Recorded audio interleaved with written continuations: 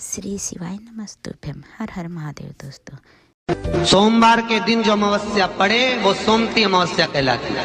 क्या करना पड़ता है उस दिन? पीपल के पेड़ की परिक्रमा करो या तुलसी की परिक्रमा करो या पूजन करो, पाठ करो, कुछ भी करो, पर सोमती के दिन दान करो, पुण्य करो, सत्कर्म करो, भजन करो। तो सोमती अमावस्या का विधान इतना शास्त्र क्यों कहता है कि सारी अमावस्याओं में प्रबल सोमती अमावस्या शनिचर। ज्ञान कहीं से भी प्राप्त हो, कैसे भी प्राप्त हो, किसी रूप में कहीं से भी ज्ञान मिले उसको हमें ग्रहण करना, कैसे भी प्राप्त हो उसको हमको लेना।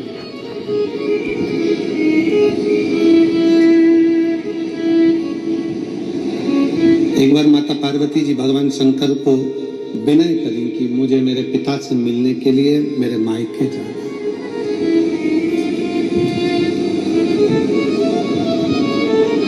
मुझे मेरे बाबुल से मिलने के लिए, मेरे पिता से मिलने के लिए मुझे मायके पहुंचना,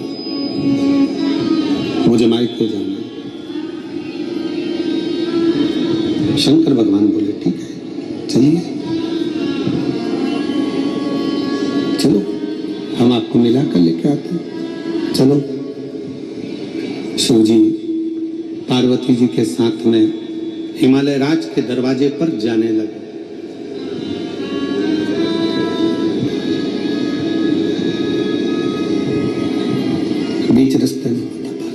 बीच रास्ते में माता पार्वती जी ने भगवान शंकर को हाथ जोड़कर निवेदन कर रोक लिया।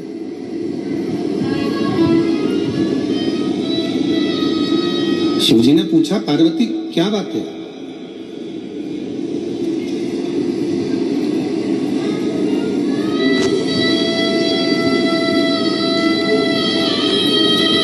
भगवान शिव पूछ रहे हैं, पार्वती हुआ क्या?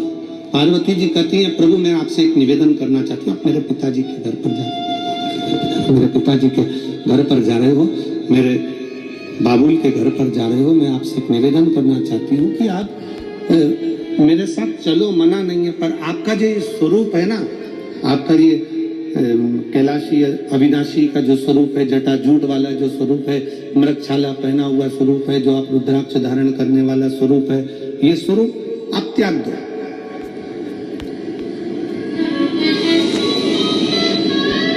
इस स्वरूप का तुम त्याग कर दो। शंकर जी ने पूछा, क्यों? हुआ क्या पार्वती, क्या बात है, किस लिए? पार्वती जी कहती हैं, जब आप मुझसे विवाह करने के लिए आए थे, शादी करने के लिए आए थे, तब भी आप बड़ा सुंदर रूप रख कर आए थे और फिर बाद में अपना असली रूप दिखाया था। मैं चाहती हूं कि आज फिर आप अपना रूप बदल लीजिए, आज फिर अपना रूप चेंज कर लीजिए।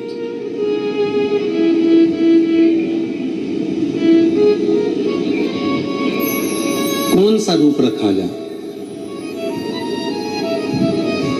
यहां एक शिव महापुराण का ये पावन चरित्र कह रहा है, बड़ा सावधानी से श्रवण करिएगा जरा इस चरित्र को।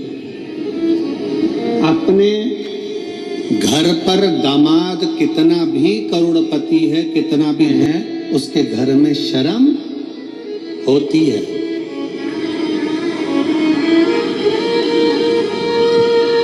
उसके घर में शर्म है।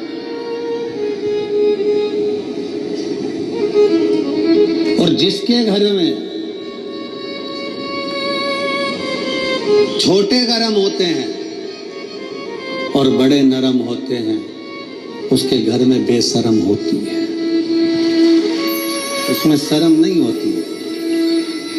जिस घर के बड़े झुके चल रहे हैं, घर के बेटे चिल्ला कर बात कर रहे हैं, घर की बेटियां चिल्ला कर बात कर रही हैं, घर का पोता चिल्ला कर बात कर रहा है, घर का छोटा भाई चिल्लाकर बात कर रहा है, घर की बहुएं चिल्लाकर बात कर रही हैं, छोटे छोटे बच्चे चिल्लाकर बात करते हैं, अरे पापा तुम्हें अकल नहीं है, अरे मम्मी तुम्हें अकल नहीं है, तुम्हें बुद्धि नहीं है, तुम चुप रहो। जिस घर में बड़े गरम है, छोटे नरम है, वहां शर्म है, और जिस घर में छोटे गरम है, बड़े नरम है, वहां बेशर्म है।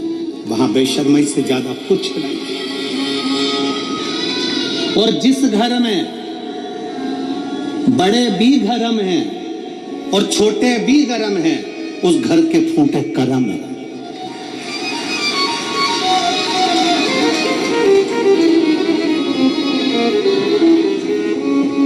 जहां बड़े भी गर्म है और छोटे भी गर्म है, इधर से वो बोल रहा है, इधर से वो बोल रहा है, इधर से वो चिल्ला रहा है, इधर से वो चिल्ला रहा है। अरे दो में से एक छोटा सा बन जाओ, थोड़ा नम्र बन जाओ, थोड़ा साधारण बन जाओ, थोड़ा सरल बन जाओ, थोड़ा सरल बन जाओ, थोड़ी सहजता लेकर आओ।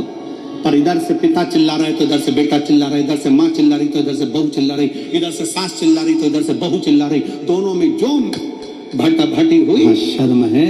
जिस घर में छोटे गरम है, बड़े नरम है, वहां बेशर्म है। और जिस घर में बड़े और छोटे दोनों ही गरम है, उस घर के फूटे कर्म है। उस घर का विकास नहीं हो सकता, उस घर की श्रेष्ठता नहीं हो सकती।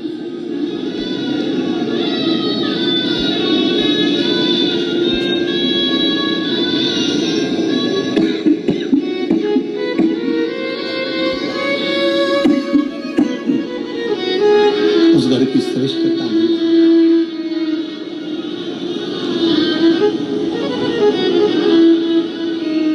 माननीय मुख्यमंत्री जी की धर्मपत्नी जी भी बैठी हैं और मंत्रिमंडल भी यहाँ पर बैठे हैं, विधायक भी बैठे हुए हैं। प्रदेश का विकास कैसे होता है? प्रदेश का विकास केवल छत्तीसगढ़ से मतलब नहीं है। जितने टीवी के माध्यम से कथा सुन रहे हैं, चाहे मध्य प्रदेश हो, गुजरात हो, राजस्थान हो, उत्तर प्रदेश हो, उत्तरांचल हो, हिमाचल हो, कर्नाटक आदि आदि जितने भी प्रदेश का विकास कैसे होता है? जहां पर बड़े और छोटे पूरे, चाहे मुख्यमंत्री हो, चाहे मंत्री हो, चाहे विधायक हो, जब ये एक साथ जुड़ होकर आगे बढ़ते हैं तब प्रदेश का विकास ही विकास होता है। तब प्रदेश का विकास होता है।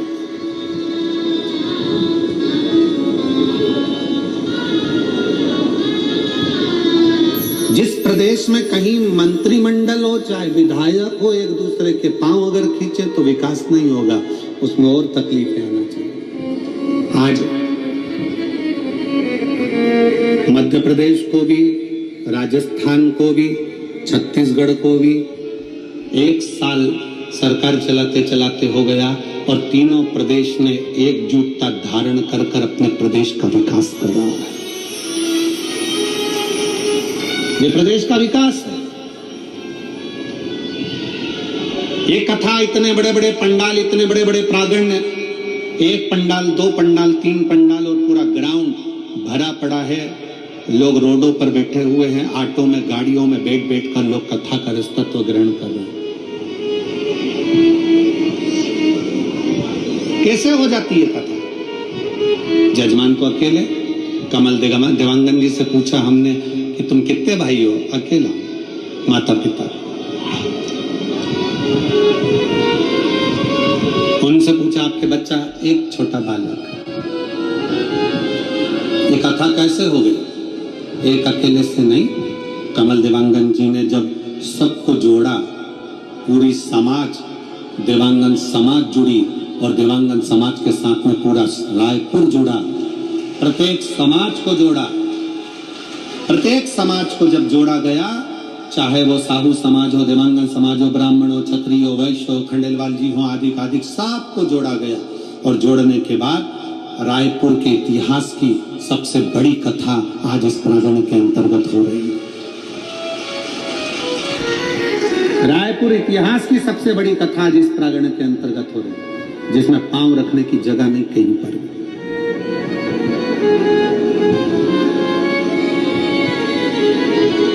एकजुटता, हमारी एकजुटता हमको प्रबलता देती है। यहां पर कथा सुनने आई हुई मेरी जीजियां अपने सिर पर बैग ले लेकर, बच्चों का साथ पकड़कर, बुजुर्ग माताएं सब गाड़ियों से 2 किलोमीटर, 1.5 किलोमीटर, 1 किलोमीटर दूर उतर गई और वहां से पैदल पैदल चलती चलती आ रही। इनकी एकजुटता, भगवत भजन में लगी। बहुत ध्यान देने वाला विषय है। पार्वती जी भगवान शंकर जी से कह रही हैं कि आप अपने रूप का त्याग करो, मेरे पिता के घर चल रहे हैं। आप मेरे पिताजी के घर जा रहे हो, थोड़ा रूप का त्याग करो। थोड़ा बदल जा। बुजुर्ग से मिलने के लिए, घर के बड़ों से मिलने के लिए, घर के बड़ों के पास में जब जब बैठो ना, तब तब अपनी अभिमत्ता, अपना अहंकार, अपनी सत्ता, अपना वैभव, अपनी प्रतिष्ठा कोने में पटक दो।